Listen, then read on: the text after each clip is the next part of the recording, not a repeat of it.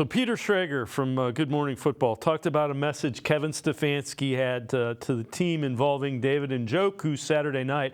Stefanski we heard him hint around it in that post-game message. The night before the game, at the team hotel, Stefanski sat everyone down and brought up David Njoku and said, this guy right here represents everything we want to be. He's tough, he's formidable, he's humble, and he is our guy, and let's follow him. They go to do introductions out of the tunnels.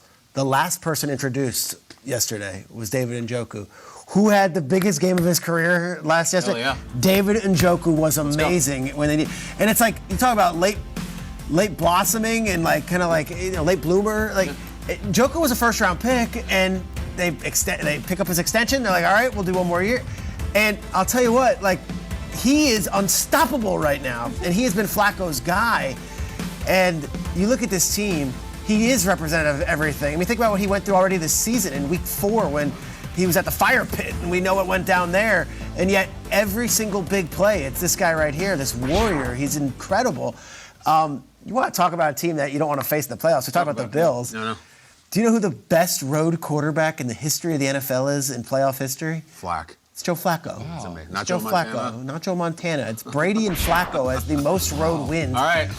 Don't let him in. Look at all those guys. That's impressive. Flacco, you don't let Flacco in a road playoff game. He'll come in, he'll gut you.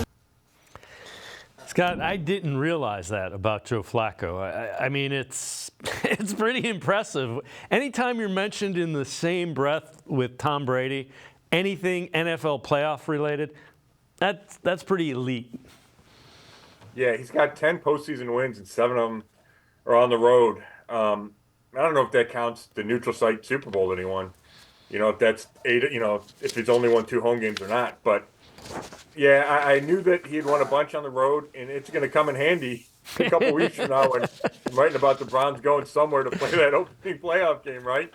But, yeah, the Njoku thing, it's such a good story because – I know I had given up on him plenty of times. He's not worth it. He wasn't worth the draft pick. He wasn't worth the 5th-year option. He wasn't worth the extension.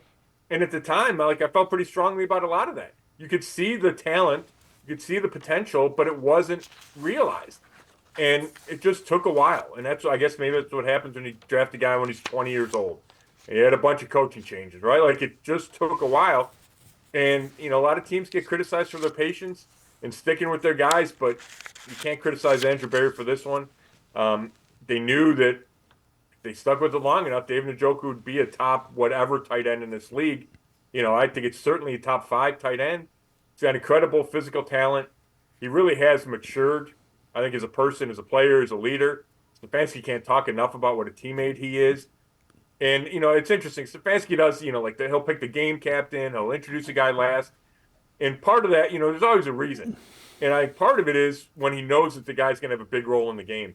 And there must have been something in that Bears defense where Stefanski said, hey, Njoku's going to have a chance to catch a ton of balls. And he did, and it paid off.